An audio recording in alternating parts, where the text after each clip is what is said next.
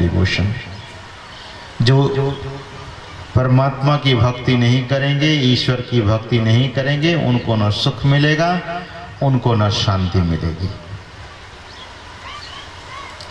और हमारे बगल में जो बसेटी से साधु पुरुष आए हैं, मानस के उस पंक्ति को भी वे स्पर्श कर रहे थे। बाहरी मथे बरु होई घृता, सिकता ते बरु तेल, बिनु हरि भजन न भवतरिये, यह सिद्धांत अपेल।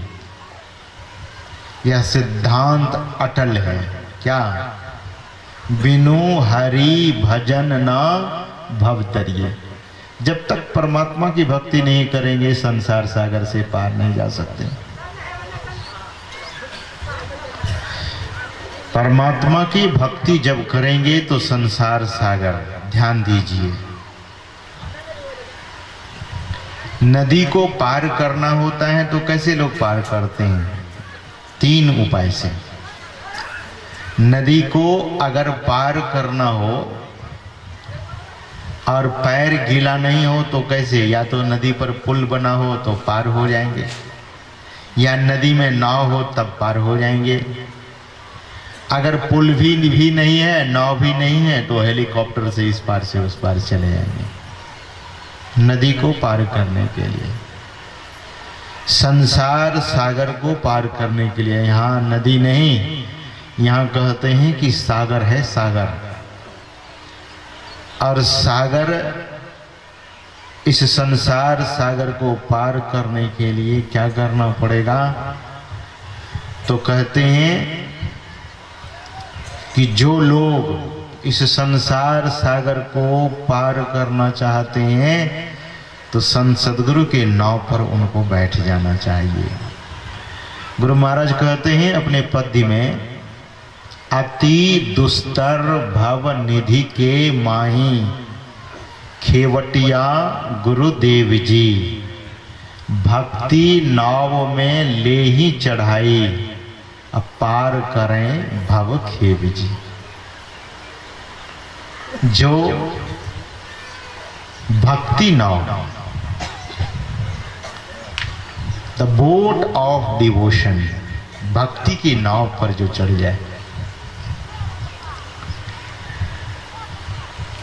काम क्रोध मोह नदी जल, ध्यान से सुनेंगे, जीव बहे सारे, नाम जहाज बिठाकर गुरु पल में तारे। महापुरुष कहते हैं कि काम क्रोध मोह नदी जल, मोह रूपी नदी में काम और क्रोध की धारा है। उस नदी में जल और उस जल की धारा है काम और क्रोध। लेकिन काम क्रोध से कौन उतर सकेगा पार उस धारा से? ध्यान दीजिएगा, जब किसी को क्रोध आता है तो क्या कहता है लोग, आपको पता है? जब किसी को क्रोध आता है, किसी पर क्रोध, किसी पर क्रोध आता है तो कहता है कि पहचानते नहीं हो, कच्चा चबा जाऊंगा। नहीं कहते हैं लोग? नहीं पहचानते होंगे? हम कच्चा चबा जाएंगे। अरे इतनी बड़ी बात, वो कौन बोलता है? बोले वो आदमी नहीं बोलता है, भीतर में वो क्रोध का राक्षस बोलता है। राक्षस तो कच्चा ही खाता है, थोड़ी पका के खाएगा। क्रोध राक्षस होता है। और कहते हैं कि काम क्या है? अजामिल किसी उल्टा नारी को देखा, जंगल में गए थे लकड़ी चुनने के लिए। अजामिल का नाम सुना होगा आपने। लकड़ी चुनने के लिए गए थे जंगल में, लेकिन किसी उल्टा नारी को किसी पुरुष के साथ देखा अश्लील दशा में, तो अजामिल के भीतर में काम उत्पन्न हो गया। आंख से, ये आंख खिड़की है, आंख से वासना अंदर जाती है। देखा अश्लील दृश्य को, अजामिल ने सोचा कि बड़ा बढ़िया बात है, ये नारी तो बहुत सुंदर है, लेकिन इस नारी का व्यवहार दूसरे पुरुष के साथ गलत है, इसलिए इस नारी को अपने घर में ले जाना चाहिए। तो उनके मन में भी गलत देखने से ही गलत मन में आता है, गलत सुनने से मन में गलत बात होने लगती है। इसीलिए गांधी जी ने कहा, गांधी जी के 3 बंदर थे, आपने देखा होगा कभी, नाटक वगैरह में देखे होंगे। गांधी जी के 3 बंदर, कौन? तो एक बंदर आंख बंद करके है, तो क्या करना चाहिए? दुनिया को नहीं देखेंगे, पुण्य देखना है। गांधी जी के 3 बंदर है। पहला बंदर आंख बंद करके बैठा है, और दूसरा बंदर कान बंद करके बैठा है, और तीसरा बंदर मुंह बंद करके बैठा है, मुंह बंद करके बैठा है। 3 बंदर। गांधी जी से किसी ने पूछा कि आपके ये 3 बंदर क्या संकेत देते हैं? गांधी जी ने कहा कि बुरा मत देखो, यह संकेत देता है जो आंख बंद करके बैठा है। फिर जो कान बंद करके बैठा है वह बंदर कहता है कि बुरा मत सुनो, और जो मुंह बंद करके बैठा है, गांधी जी ने कहा कि बुरा मत बोलो। बड़ा सुंदर संकेत है। अगर आदमी गलत बोलना छोड़ दे, गलत सुनना छोड़ दे, गलत देखना छोड़ दे, तो कहते हैं कि उनके जीवन में फिर गलत नहीं होगा। लेकिन यह कैसे होगा? ये केवल कहने मात्र से नहीं, महापुरुष कहते हैं कि भक्ति करनी पड़ेगी। किनकी भक्ति करनी चाहिए? तभी हम आप लोग सुन नहीं रहे थे, स्वामी शिवानंद जी महाराज कह रहे थे क्या कि गुरु की भक्ति, गुरु महाराज के वचनों में, गुरु की भक्ति साधु की सेवा बिन नहीं कछु हो पाई हो, याते भजो गुरु गुरु निधि ही रहो चरण लौलाई हो। किनकी भक्ति करनी चाहिए? गुरु की। गुरु महाराज के वचन में आया है कि आहो भक्त सार भगति करु हो, असार भगति करी संसार भ्रमत रही, भक्ति श्रम निष्फल हो। अच्छा, एक बात ध्यान से सुनिए, बोलिए श्री सद्गुरु। एक बार और बोलिए, बोलिए श्री। आप ध्यान से सुनेंगे, इसलिए मैं गुरु महाराज की जय ध्वनि करवा रहा हूं। ध्यान से सुनिए। एक माता भोजन बनाती है, और भोजन जब बना ली तो भोजन बनाने के बाद उनको पता लग गया कि भोजन जब पका रहे थे तो उस भोजन में कुछ दूषित चीज थी, इतना विषाक्त चीज कि भोजन बनाने के बाद पता लगा। सब लोग भूखे थे, भोजन का इंतजार कर रहे थे कि भोजन बन रहा है, भोजन करेंगे। लेकिन भोजन बन करके जब तैयार हुआ तो पता लगा कि भोजन खाने के लायक ही नहीं है। तो क्या हुआ? भोजन बनाना व्यर्थ हुआ कि नहीं? भोजन बनाना बेकार हो गया। किसान खेती करता है, किसान जब खेती करता है तो खेती, आज इधर मैं सुना कि बहुत लोगों ने आलू लगाया, और आलू लगाया तो जिनके बीज अच्छे थे उनके पास आलू हो गया, और जिनके बीज अच्छे नहीं थे आलू हुआ ही नहीं। अब उसमें जो किसान मेहनत किया, खेत को जोता, खेत को कोड़ा, खेत में पानी लगाया, खेत में खाद लगाया, और बहुत मेहनत किया, और जब अंत में आलू को उखाड़ने लगा तो केवल पेड़ ही बाहर आता था, आलू बैठा ही नहीं। क्या हुआ? व्यर्थ हो गया। वैसे किसान को हाथ मलना पड़ेगा कि नहीं, जिसकी खेती बर्बाद हो गई है। जो माता भोजन बनाई, भोजन खराब हो गया। इसी तरह से भक्ति बहुत लोग करते हैं, लेकिन उन भक्ति किसकी सफल होती है? भगवान श्री कृष्ण कहते हैं कि मनुष्याणाम सहस्रेषु कश्चित् यदति सिद्धये। हे अर्जुन, किसी किसी को सिद्धि मिलती है। क्यों? बोले सिद्ध महापुरुष से अगर भक्ति का बीज मिला है तब तो भक्ति फल बीज ही गड़बड़ हो तो फिर क्या होगा? मूल में अगर भूल हो जाए तो सब गड़बड़ हो जाएगा। हम आपको एक कथा सुनाना चाहेंगे। स्वामी विवेकानंद जी महाराज अमेरिका गए थे। आप ध्यान से सुनिए। बस यह सत्संग थोड़ी देर के लिए आप, और आज अंतिम पाली का यह सत्संग है तो थोड़ी देर आप सुनेंगे। तो कलकत्ता में एक महापुरुष वे स्वामी रामकृष्ण देव जी महाराज, उनके शिष्य वे जगत प्रसिद्ध स्वामी विवेकानंद जी। स्वामी विवेकानंद जी महाराज लोगों को अमेरिका में जाकर भक्ति की शिक्षा देते थे। अमेरिका गए, जापान गए, वे इंग्लैंड गए, वे फ्रांस गए, वे जर्मनी गए। भारत इस युग में भारत का वह पहला सन्यासी था। भगवान बुद्ध के बाद भारत का वह पहला सन्यासी था जो विदेशों की धरती पर जाकर भारत के संत महापुरुषों की उस ज्ञान को फैलाया।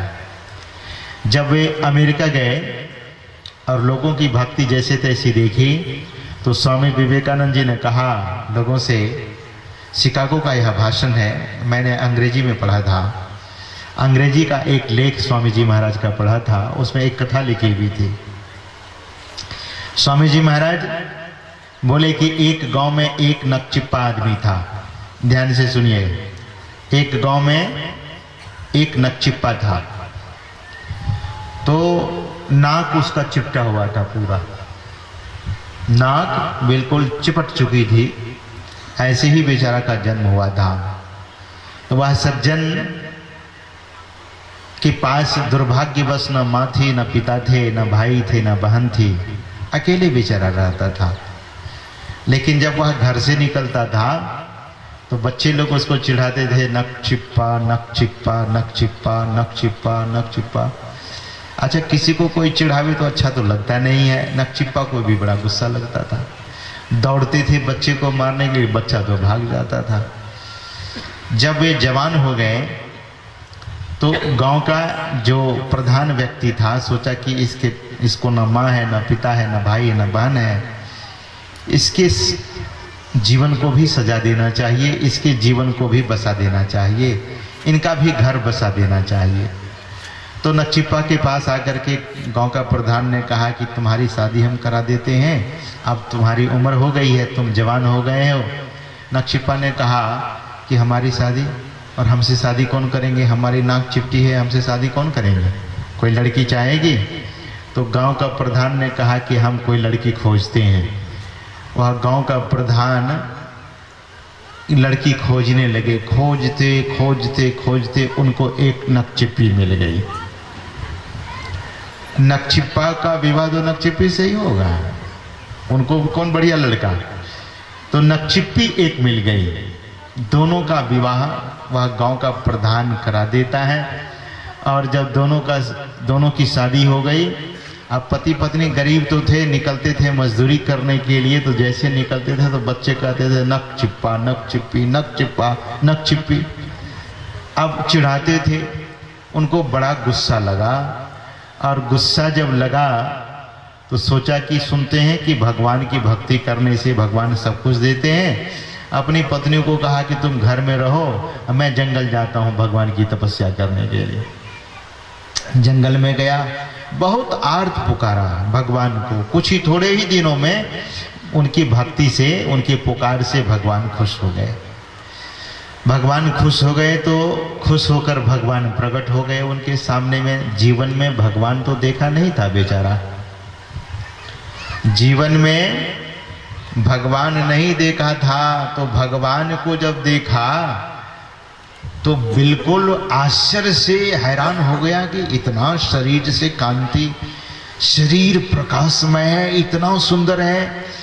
भगवान सामने खड़े हैं, सोचा कि कुछ बोलेगा ये भक्त, लेकिन भक्त बोल नहीं रहा था। भगवान ने कहा कि कुछ मांग लो हमसे, मैं भगवान हूं। पहले तो नक्षिपा ने पूछा आप कौन हैं? तो भगवान ने कहा कि जिनको तुम बुला रहे थे। बोले कौन? भगवान। बोले हाँ मैं भगवान हूं। तो कहाँ आए हैं आप? बोले किस लिए बुलाए, याद किस लिए कर रहे थे? तो भगवान को देखने के बाद भूल ही गया कि नाक हमको मांगनी थी, भगवान से भूल गया। तो भगवान ने कहा मांगो मांगो, क्या मांगना है? तो अब उनके मुंह से कुछ बात नहीं निकलती थी। तो भगवान ने कहा कि ठीक है मैं जा रहा हूं, 3 वरदान जब तुम मांगोगे वह मिल जाएगा तुमको। भगवान ऐसा कहकर अंतर्धान हो गए और वह नक्षिपा को बहुत खुशी हुई कि 3 वरदान मुझे मिले हैं, चलो बड़ा अच्छा हुआ। बस तपस्या तोड़ करके भागे घर, पत्नी के पास गए, खूब खुशी का इजहार किया। पत्नी ने पूछा अरे पतिदेव आप बहुत खुश लग रहे हैं। बोले कि पूछो मत, भगवान आए थे 3 वरदान दे के चले गए। पत्नी ने कहा कि नाक तो वैसे की वैसे चिपटी है, वरदान लेने से क्या हुआ? तो उन्होंने कहा कि ठहरो ना, वरदान तो मेरे पास है, आ जाओ लाइन में खड़े हो जाओ। पत्नी को बुलाया और बोला कि मैं वरदान मांगने जा रहा हूँ भगवान से। पत्नी ने पूछा कि क्या मांगेंगे वरदान? बोले मैं मांगूंगा ना। तो पत्नी सिखाया उनको। पत्नी कहती है कि धन मांग लीजिए, बुद्धि मांग लीजिए, वैभव ऐश्वर्य मांग लीजिए। तो वो सब कुछ नहीं। बोले भक्ति मैंने तपस्या की तूने की है, हम मांगेंगे, तुम खड़े रहो। सामने साथ में आकर के खड़े हो जाओ। पत्नी को साथ में खड़ा कर लिया, हाथ जोड़ा और हाथ जोड़ करके भगवान से कहता है रहने दीजिए, रहने दीजिए, बैठिए महाराज उधर, बीच में नहीं आइए। कहते हैं कि जब हाथ जोड़ा और हाथ जोड़ करके भगवान से कहता है कि हे प्रभु आपकी बड़ी कृपा हुई है, 3 वरदान आप दे करके गए हैं, सो पहला वरदान आप पूरा करेंगे मुझे विश्वास है। हे ईश्वर, हे प्रभु मुझे वरदान दीजिए कि हम दोनों पति पत्नी को खूब सुंदर सुंदर नाकें हो जाए। यह वरदान वह मांगा कि सुंदर सुंदर नाकें हो जाए। तो जैसे यह वरदान मांगा कि पति पत्नी दोनों को सुंदर सुंदर नाकें, नाकें तो बहुवचनात्मक शब्द है, तो 2 नाक थोड़ी मांगे, एक पत्नी के लिए एक मेरे लिए, ऐसा नहीं। बोले सुंदर सुंदर नाकें दे दीजिए। तो सुंदर सुंदर नाकें देने की बात जैसे आई तो अभी वरदान पूरा भी नहीं हुआ था कि सुंदर सुंदर नाकें, एक सुंदर सुंदर बड़े सुंदर सुंदर नाकें शरीर में। तो कहाँ कहाँ? बोले सब जगह, क्योंकि सुंदर सुंदर बहुवचनात्मक बहुत नाकें। तो लाट में नाक, सिर में नाक, हाथ में नाक, छाती में नाक, गले में नाक, पीठ में नाक, पैर में नाक, हर जगह नाक ही नाक। पति को भी पत्नी को भी। पत्नी ने कहा कि क्या मांग लिया आपने? ये नाक और इतनी नाक क्या करेंगे? और महाराज कहीं सर्दी हो गई तो किधर किधर पोंछेंगे, किधर किधर पोंछेंगे? पीछे तो हाथ भी नहीं जाएगा, सर्दी होगी तो हर तरफ से बहेगा और कहाँ कहाँ संभाल होगी। तो पति ने कहा कि ये तो बड़ा गड़बड़ हो गया। अच्छा अभी 2 वरदान मेरे पास बचा हुआ है। तो दूसरा वरदान मांगा कि हे ईश्वर, हे परमात्मा, अब मेरे सारी नाक, मेरी पत्नी और मेरे सारे नाक उड़ा दीजिए। तो जब ऐसा मांगा तो सारी की सारी नाक उड़ गई, जो थी सब गायब, एक भी नाक नहीं बची। चलिए, एक भी नाक नहीं बची। पत्नी कहती है कि दम घुटने लगा है, नाक के बिना सांस कैसे लेंगे? हमें बहुत गड़बड़ी हो गई है, आप जल्दी कुछ उपाय कीजिए। तो देखा कि ये वरदान लेते हैं तो बहुत नाक, और कहते हैं उड़ाने के लिए तो सब नाक ही गायब हो गई, अब होगा क्या? तुरंत हाथ जोड़ करके कहता है कि हे ईश्वर, जो नाक हमारे पास थी, जो नाक हमारे पास थी वही नाक वापस कर दीजिए। कौन से? वही नक चिप्पी और नक चिप्पे के नक चिप्पे दोनों रह गए, वही नक चिपा हुआ नाक। तीसरे वरदान में भी वही मांग लिया जो पहले पहली थी नाक। स्वामी विवेकानंद जी महाराज कहते थे कि अगर सदगुरु की शरण में जाकर वह भक्ति करता तो उनकी ऐसी दशा नहीं होती। लेकिन ध्यान दीजिए, उस नकचिप्पे के तो नकचिप्पा नाक ही मिली, लेकिन बहुत बार लोग भक्ति ऐसी करती है कि उनकी नाक कट जाती है। नहीं कहते लोग समाज में, उसने नाक कटा दी, कहने का मतलब क्या, प्रतिष्ठा ही खत्म कर दी। भक्ति कैसी करनी चाहिए?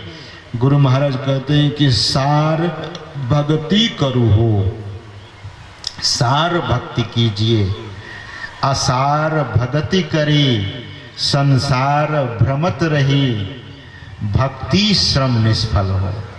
असार भक्ति करेंगे तो कुछ हाथ में आने वाला नहीं है। भक्ति रावण ने किया। हमारे श्रद्धेय स्वामी शिवानंद जी महाराज आपको सुना रहे थे कि लोग भगवान पर फूल चढ़ाते हैं, भगवान शिव की पूजा करते हैं। रावण भी भगवान शिव की पूजा करता था। तो क्या करता था? रावण ने कहा भगवान शंकर से कि मैं आपकी पूजा करना चाहता हूं। तो भगवान शंकर ने कहा कि पूछते क्या हो, करो। ये पूछ करके पूजा होती है? बहुत बार ऐसा होता है। क्या लोग कहते हैं कि हम आप पर सफेद दूध चढ़ाएंगे भगवान को, बोले हम आप पर सफेद दूध चढ़ाएंगे। तो दूध तो सफेद होता ही है, तो सफेद करने की क्या जरूरत है, कहिए ना दूध चढ़ाएंगे। ये बितंडा करने वाले आदमी ऐसे ही बोलते हैं कि सफेद दूध चढ़ाएंगे। यार दूध सफेद ही होता है। रावण ने कहा कि फूल नहीं, हम गर्दन चढ़ाएंगे। भगवान शंकर ने पूछा गर्दन क्यों चढ़ाओगे तुम? बोले महाराज हम आपकी जो भक्ति पूजा करेंगे ना, तो सिर हम झुकाने के लिए सीखे नहीं हैं। सिर झुकाएंगे नहीं, सिर काट डालेंगे, सिर काट करके चढ़ाएंगे। रावण सिर काट करके शिवलिंग पर चढ़ाता था। भगवान के शिवलिंग पर रावण सिर काट करके अपने हाथ से तलवार से सर काटता था और भगवान को चढ़ा देता था। ऐसा कोई भक्त है दुनिया में आज? ऐसा कोई है? कंस अपना रक्त चीर करके हाथों से भगवान शिव को चढ़ा देता था कि मैं अपने रक्त को देता हूं आप। ऐसे बहुत सारे भक्त हुए।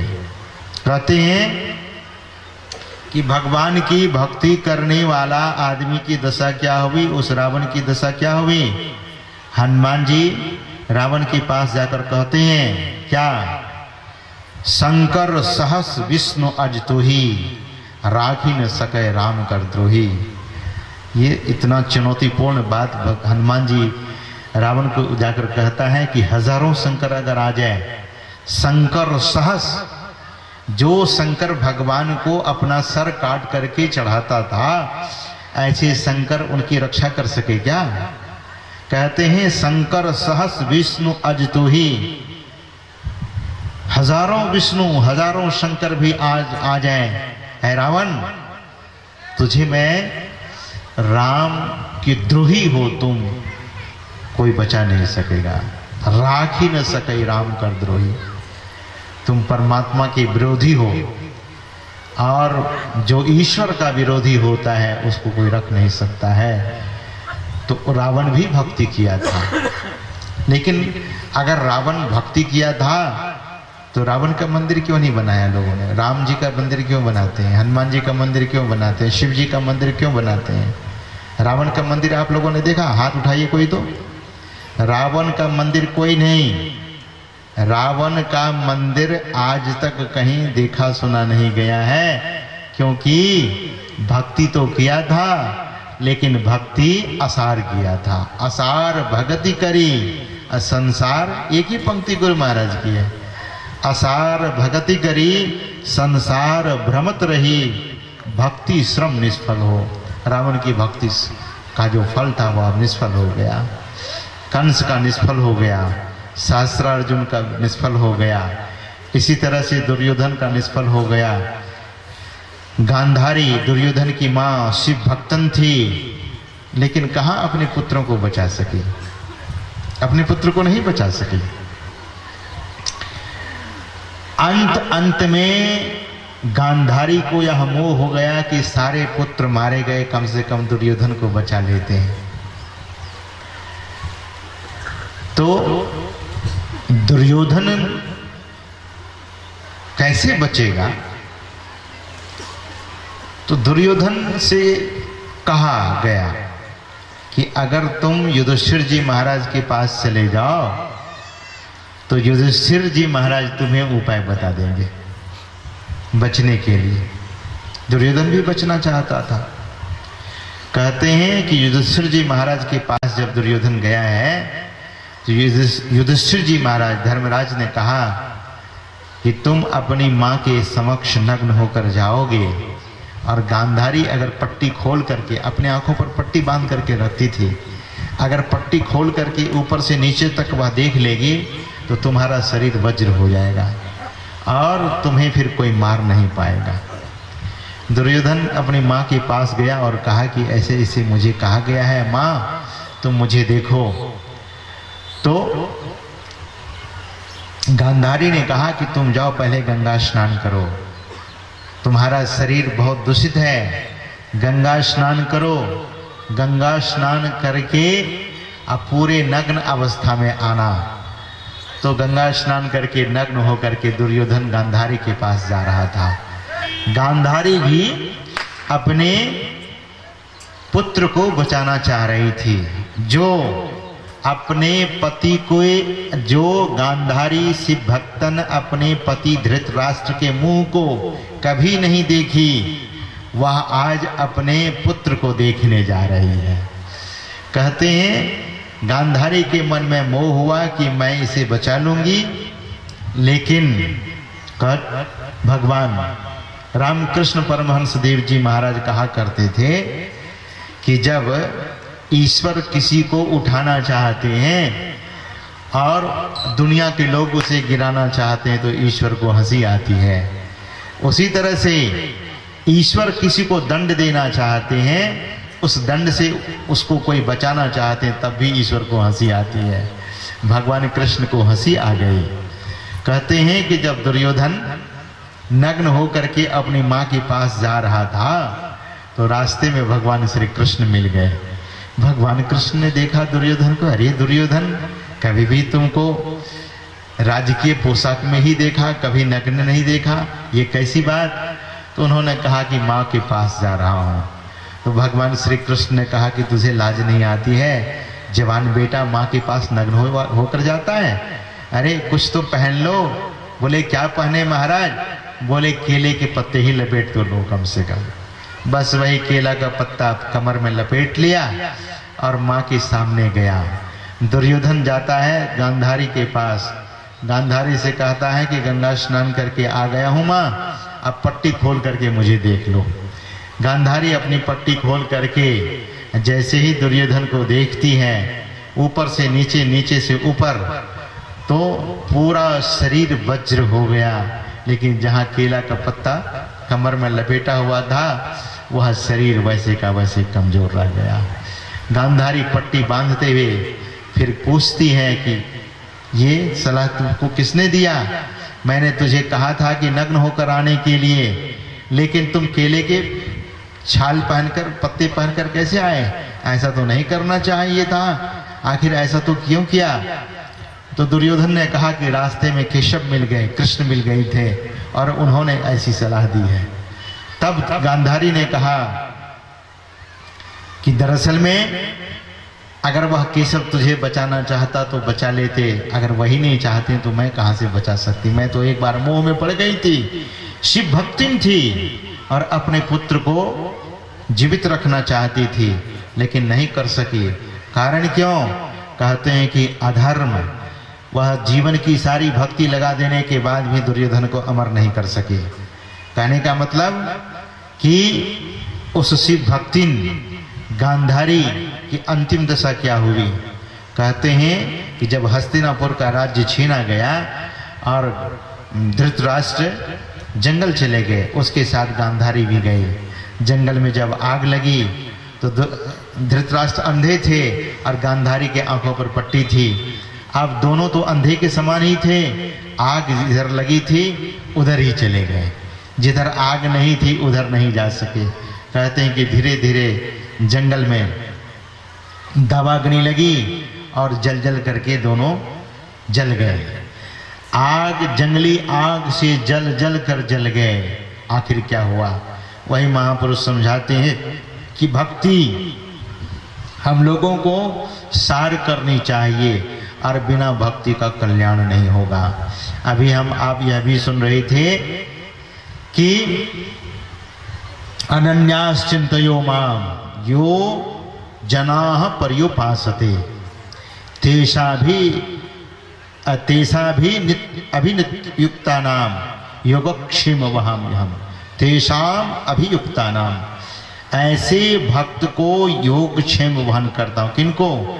जो ये जनाः पर्युपासते, जो सम्यक रूप से मेरी उपासना करते हैं। इस सम्यक रूप से उपासना कैसे होती है? भगवान श्री कृष्ण गीता में कहते हैं कि सर्वधर्माणि परित्यज्य मामेकं शरणं व्रज अहम त्वा सर्व पापेभ्यो मोक्ष इष्यामि मा शुचः। मोक्ष इष्यामि मा शुचः। सर्वधर्माणि परित्यज्य, यह स्वतंत्र भक्ति है। स्वतंत्र भक्ति जो करेंगे उनको सब प्रकार की सुख मिलेगा। कहते हैं कि यह स्वतंत्र भक्ति क्या है? इंद्रियों के सहित जो भक्ति होती है वह परतंत्र भक्ति है, और इंद्रियों से रहित जो भक्ति है वह स्वतंत्र भक्ति है। इंद्रियां कहाँ नहीं होती हैं? जब साधक दृष्टि योग करता है तो वहाँ कोई इंद्रियां नहीं होती है। भगवान श्री कृष्ण कहते हैं कि दिशश्चानवलोकयन्, दिशाओं को न देखता हुआ, कहाँ? भ्रुवोर मध्य प्राणमेवाव सम्यक, दोनों भावों के बीच में अपने दृष्टि को कोई टिकावे। तो भगवान श्री कृष्ण गीता में एक जगह कहते हैं कि स्वमुपैति दिव्य लोकम, मेरे उस दिव्य लोक को वे प्राप्त होते हैं। दरअसल में भक्ति बहुत लोग करते हैं, गुड़वा गुड़िया सूप सुपलिया, जैसे बच्चे लोग गुड़वा गुड़िया का खेल करते हैं, इस दुनिया में लोग वैसे गुड़वा गुड़िया वाली भक्ति करते हैं। आपने देखा होगा बच्चे लोग बालू के भीत पर, बालू के ढेर पर जाते हैं, घरौंदे बनाते हैं, पैर रखकर और मिट्टी को थोपते हैं, बालू को थोपते हैं और घर बन जाता है। और उसी घर में मिट्टी के ही मिठाई बनाते हैं, मिट्टी के चावल, मिट्टी के दाल, मिट्टी की सब्जी, और फिर बच्चे लोग आपस में वह मिट्टी के भोजन भी करते हैं। लेकिन कहाँ करते हैं? आप देखे होंगे वो अपनी ठुड्डी में यह भोजन वह मिट्टी वाला मिठाई, मिट्टी वाला चावल, मिट्टी वाला दाल लगाते हैं और मुंह को चलाते हैं। वह बच्चा चलाता है और कहता है कि खूब भोज हुआ, खूब भोज हुआ, और उसके बाद क्या करता है? जब घर जाने लगता है तो लाद से हर घरौंदे को मिटाकर चल देता है। कहने का मतलब ये जो बाहर की भक्ति है, बाहर की भक्ति भी करनी है, लेकिन कैसी भक्ति? महापुरुष कहते हैं कि भक्ति बाहर की जो करते हैं वह भी समझ बूझ के करनी पड़ेगी। जैसे बच्चा वह झूठे मूठे खेल करके और फिर चले गए कहाँ? अपनी माँ के पास।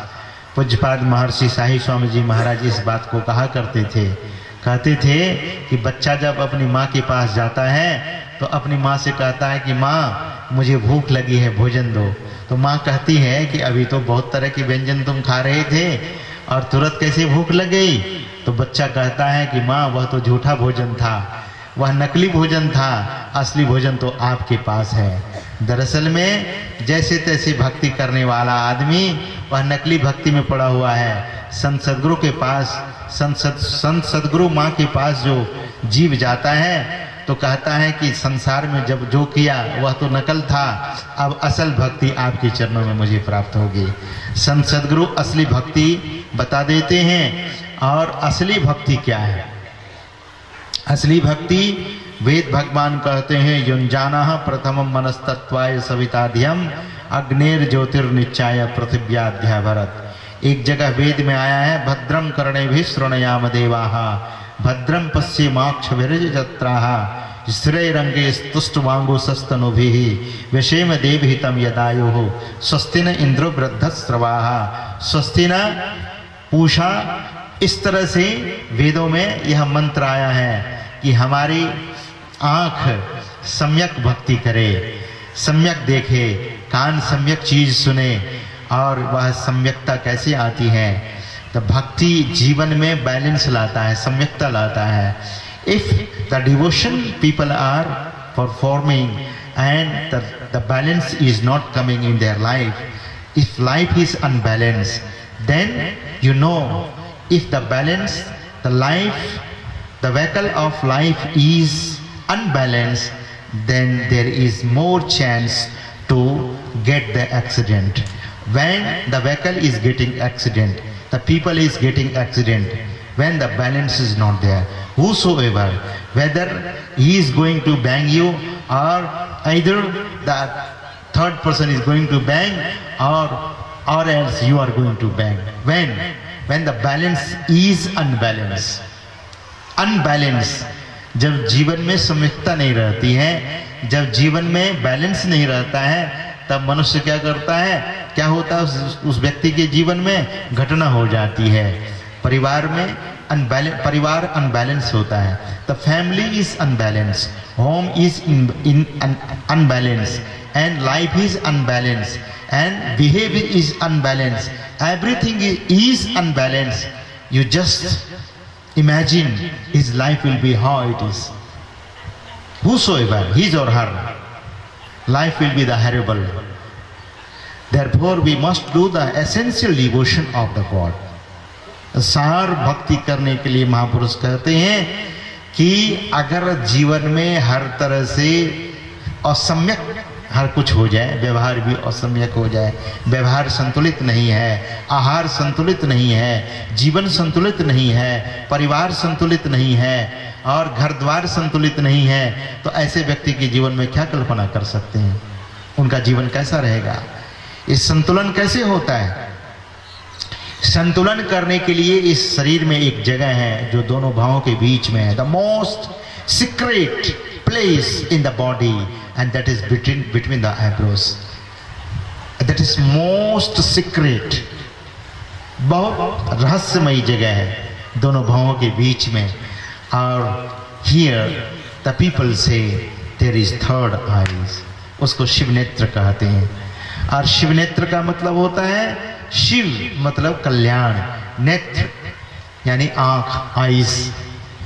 सो वह कल्याणकारक आंख, कल्याण करने वाली आंख जब लोगों को प्राप्त होती है, हर आदमी के बीच में, हर आदमी के मध्य में, हर आदमी के शरीर में, हर आदमी के दोनों भावों के बीच में वह थर्ड आइज है, वह तीसरी आंख है, वह शिव नेत्र है। जो खोल लेते हैं वे सार भक्ति करने लग जाते हैं, और जो नहीं खोलते हैं वे असार भक्ति में लगे रहते हैं। और उसे खोलने के लिए कुछ प्रोसेस है, कुछ विधान है, कुछ नियम है। शुरुआत कहाँ से होती है? तो कहते हैं जप करने से। वह मंत्र, उस मंत्र का जाप करना है। किस मंत्र का? कहते हैं एक बार ब्रह्मा जी भगवान शिव से पूछे कि कितने मंत्र है, तो भगवान शिव ने कहा कि मंत्र बहुत है। एक बार माता पार्वती ने भगवान शंकर से पूछा कि हे शंकर, हे महादेव, दुनिया में महामंत्र कितने हैं? तो भगवान शंकर ने कहा सप्तकोटि महामंत्राः चित्त विभ्रमकारकाः एकैव महामंत्रो गुरुरित्यक्षर द्वयम्। 7 करोड़ महामंत्र है, 7 crore the mantras are there. 7 crore महामंत्र है। अगर हम आपसे पूछेंगे आप कितना मंत्र जानते हैं, आप कहेंगे महाराज 2-4 हम भी जानते हैं। ये 2-4, यहाँ तो 7 करोड़ महामंत्र है। और भगवान शंकर कहते हैं कि 7 करोड़ महामंत्रों में सबसे बड़ा महामंत्र क्या है?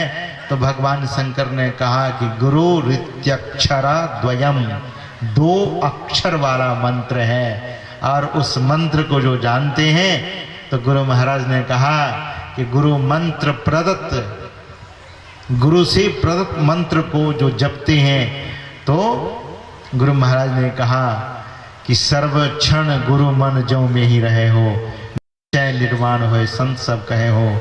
गुरु जाप जपन साचो तपन, सकल काज सारणम, सारे कार्य ऐसे भक्त के बनने लगेंगे।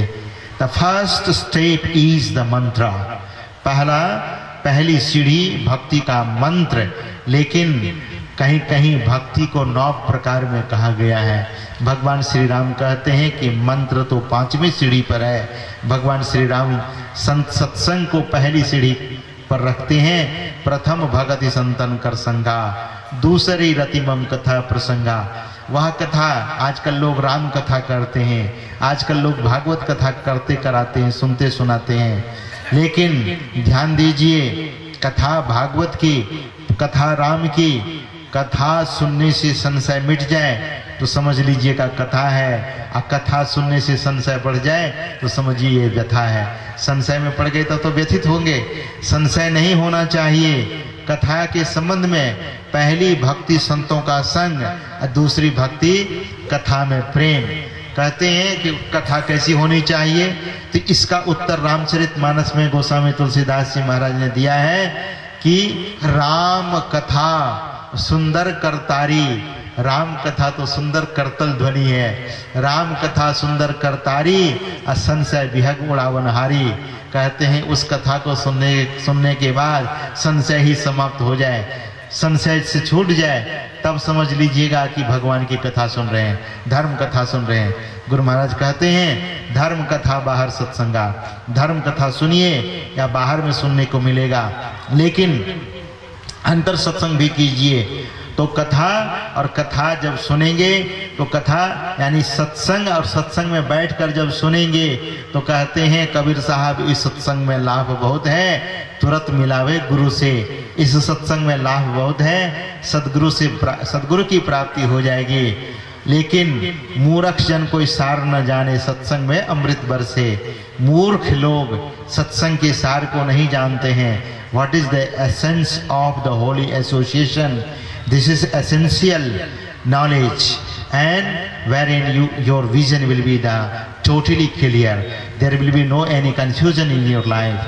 When you listen deliberately and consciously, the moment when you listen the words of the pure person, then the time you must conscious, be in the conscious. Don't go here and there, and don't just run with your mind. If you are running with your mind, then nothing will be coming in you, because your mind is running outside and you are sitting in the satsang, then nothing you will get. अगर सत्संग में बैठे हैं, मन बाहर बाहर दौड़ रहा है, तब गोस्वामी तुलसीदास जी महाराज कहते हैं कि तन तो रमे, मन तो रमे संसार में तन साधुन के संग। सत्संग में बैठे हैं लेकिन मन संसार में रमा हुआ है। तुलसी याही वियोग ते नहीं लागा हरि रंग। सत्संग में हरि रंग लगना चाहिए। किसी ने पूछा सुंदरदास जी महाराज से, तुलसीदास जी महाराज से, इस सत्संग की बहुत महिमा गाते हैं आप लोग। जो कोई जाए मिले उन सुनर, होत पवित्र लगे हरि रंगा। जो वहाँ जाते हैं उनको हरि रंग लग जाता है। लेकिन बहुत लोग सत्संग में जाते हैं और सत्संग से उठने के बाद तंबाकू, और सत्संग से उठने के बाद जर्दा, सत्संग से उठने के बाद जब पान तान की दुकान होगी या गुटखे की दुकान होगी तो वहाँ जाकर गुटखा खरीद के चलो अब तो सत्संग हो ही गया, गुटखा खाते घर जाते हैं, पान खा लेते हैं। कोई लोग बहुत बाजार अगर रास्ते में मिला तो देखा कि चलो मौका है, शराब की बोतलें मिल रही हैं, शराब भी पी लेते हैं। तो ये सत्संग में जाने के बाद सत्संग का रंग नहीं लगा, पवित्र नहीं हुए और पवित्र हुए, तो उसका उत्तर गोस्वामी तुलसीदास जी महाराज देते हैं कि मन तो रमे संसार में तन साधु के संग, तुलसी याही वियोग ते नहीं लागा हरि रंग। उसको हरि रंग नहीं लगता है, यद्यपि वे सत्संग में बैठे लेकिन हरि रंग उसको नहीं लगता है। इसलिए सत्संग में आनंद मन से सुनना चाहिए। गोस्वामी जी ने कहा कि सुनी समझही जन्मुदित मना, मज्जही अति अनुराग, लहई चार फल अछतनो, साधु समाज प्रयाग। शरीर के रहते चारों फलों की प्राप्ति होगी। क्या क्या? अर्थ, धर्म, काम, मोक्ष, ये चारों चीज चाहिए। ये अर्थ, धर्म, काम और मोक्ष। Whosoever in this world, these four things they want. Earth, the security. Who doesn't want the security in their life? Everybody wants the security, security मिलेगा। अगर सत्संग करेंगे तो अर्थ का मतलब है यहाँ सुरक्षा, जीवन सुरक्षित हो जाएगा। धर्म कहते हैं कि अगर धर्म मिल जाए तो जीवन धारण करने में आसान हो जाएगा, जीवन यह आसान हो जाएगा, कठिन जीवन आसान हो जाएगा। धर्म ते अगर धर्म जीवन में आएगा तो मानस में आया है कि धर्म ते विरति योग ते ज्ञाना। कहते हैं कि धर्म से विरति होगी, विरक्त हो जाएंगे, संसार से आसक्ति छूटेगी, और फिर कहते हैं काम, सभी कामनाओं की पूर्ति होगी, और अंत में परम पुरुषार्थ जो मोक्ष है, the eternal liberation. Liberation, everybody wants the liberation, who want the bondage, nobody wants to bondage. बंधन कोई नहीं चाहता है, सब लोग मोक्ष चाहता है, मुक्ति चाहता है। हम आपको हर तरह की सुविधा दी जाए, और सुविधा दे करके रहने के लिए सुंदर मकान, चलने के लिए सुंदर कार, और मन बहलाने के लिए सुंदर बगीचा, और नौकर चाकर, ये सब कुछ दे दिया जाए, लेकिन एक कमरे में बंद रहने के लिए कहा जाए कि मात्र कमरे से 5 मिनट निकलने के लिए दिया जाएगा, फिर कमरे में बंद। कौन इस सुविधा, इतनी सुविधा देने के बाद भी आदमी वह सुविधा नहीं लेगा? क्यों? बोले भले भिखारी हैं लेकिन हम स्वतंत्र तो हैं, मतलब स्वतंत्रता सबको पसंद है। The liberation is most precious thing for the human being, not human being, every being. The liberation, the salvation is the most loving things. ये सबसे प्रिय चीज है, मोक्ष, मुक्ति। लेकिन यह कब होगी? कहते हैं कि भक्ति निशेनी मुक्ति की संत चढ़े सब दाए, और जिन जिन मन आलस किया जन्म जन्म पछताए। जो जो जिसके मन में आलस हुआ, जिस लोगों के मन में प्रमाद हुआ, उनको जन्म जन्म पछताना पड़ेगा। भगवान बुद्ध ने कहा मकान की बेमरम्मती मकान के लिए धब्बा है, स्त्री का बद चलनी स्त्री के लिए धब्बा है। कहते हैं धनवान के लिए कंजूसी धनवान के लिए धब्बा है, और कहते हैं कि वह भिक्षु जो ध्यान में प्रमाद करता है तो वह प्रमाद उस साधु के लिए, उस भिक्षु के लिए धब्बा है। मतलब यह सब कुछ धब्बा है। हम आप, भगवान बुद्ध कहते थे अरे भिक्षु तुम उड़ो और बेदाग हो जाओ, इन आसक्तियों से अपने को छुड़ाओ और बेदाग हो जाओ, निर्वाण को प्राप्त करो। भगवान बुद्ध कहते थे अपने साधवों से कि ये सब पहरेदार के लिए आलस धब्बा है। वे कहते थे जो पहरादारी करता है और आलस में चला गया तो फिर पहरेदारी कैसे करेगा वो? और नारी अगर कोई बदचलनी है तो उसके जीवन के लिए धब्बा है। अगर मकान टूटा फूटा है, उसकी मरम्मती नहीं होगी तो वह मकान के लिए धब्बा है। इसी तरह से अनेक तरह का उदाहरण भगवान बुद्ध देते हैं और हम आपको समझाते हैं। तो भक्ति कैसे करनी चाहिए, तो थोड़ी सी सूक्ष्म भक्ति की चर्चा करने के बाद हम अपने वाणी को विराम देंगे। सूक्ष्म भक्ति की चर्चा सुन लीजिए। सूक्ष्म भक्ति, जब तक सूक्ष्म भक्ति नहीं करेंगे, मोटे बंधन जगत के कटे नाम प्रताप। राधा स्वामी साहब कहते हैं जगत का मोटा मोटा जो बंधन है वह नाम के प्रताप से काटा जाता है। और लेकिन जीने बंधन जगत के वो गुरु भक्ति से काटा जाएगा, सूक्ष्म भक्ति से। गुरु भक्ति क्या है? गुरु का अर्थ ही होता है महीन, और गुरु मतलब रहस्यमय। ऐसे महापुरुष कहते हैं कि अगर आप दरअसल में बंधन से छूटना चाहते हैं, बंधन से अपने को छुड़ाना चाहते हैं, तो सूक्ष्म भक्ति करनी पड़ेगी। मंत्र जाप तक यह स्थूल भक्ति है, और मंत्र जाप के बाद मानस ध्यान जो है वह भी स्थूल है। और जब दृष्टि के दोनों धारों को साधक गुरु इंगित स्थान पर लगाता है तब वह सूक्ष्म भक्ति प्रारंभ करता है। दृष्टि की धार बड़ी सूक्ष्म है। देखिए पांडाल के सारे लोग मंच की ओर देख रहे हैं, मंच की ओर देख रहे हैं, लेकिन किसी की दृष्टि किसी की दृष्टि की धार किसी की दृष्टि की धार से नहीं टकराती है। ये बहुत बारीक है। और ये दृष्टि की धारें, दृष्टि का संबंध मन से है और मन का संबंध श्वास से है। इसीलिए गुरु महाराज कहते हैं कि दृष्टि युगल कर 12 अंगुल पर, दृढ़ थिर करु ठहराई, प्राण स्पंद बंद होई जाई, मनहु तजई चंचलाई, गंग जमुन सरस्वती संगम पर संध्या करो नित भाई। गुरु महाराज कहते हैं कि 12 अंगुल पर जैसे ही दृष्टि टिकेगी, प्राण स्पंद बंद हो जाए, क्योंकि मन, प्राण और दृष्टि इस तीनों का संबंध है। दृष्टि स्थिर होगी तो मन स्थिर होगा, मन स्थिर होगा तो प्राण स्थिर होगा, दृष्टि स्थिर होगी तो प्राण स्थिर हो जाएगा, प्राण स्थिर होगा तो मन स्थिर हो जाएगा। वही कहते हैं गुरु महाराज, प्राण स्पंद बंद हो ही जाए। ये सूक्ष्म भक्ति, इसकी चर्चा सत्संग में, संत मत के सत्संग में होती है और यह समझ लेने जैसी बात है। इसको समझ लेना चाहिए। जैसे साधक अपने दोनों दृष्टि के धारों को एक करता है, उनका प्राण निरुद्ध होता है और मनहु तजई चंचलाए, मन अपनी चंचलता को छोड़ देता है। जैसे ही मन का अस्तित्व मिटेगा वहां प्रकाश हो जाएगा, जैसे दृष्टि मिलेगी। और यह सूक्ष्म साधना है, यह सूक्ष्म भक्ति है। इसको जब करेंगे, और इसी को स्वतंत्र भक्ति कही जाती है, इस स्वतंत्र भक्ति को जो करेंगे उनके जीवन में शांति आएगी, उनके जीवन में सुकून आएगा।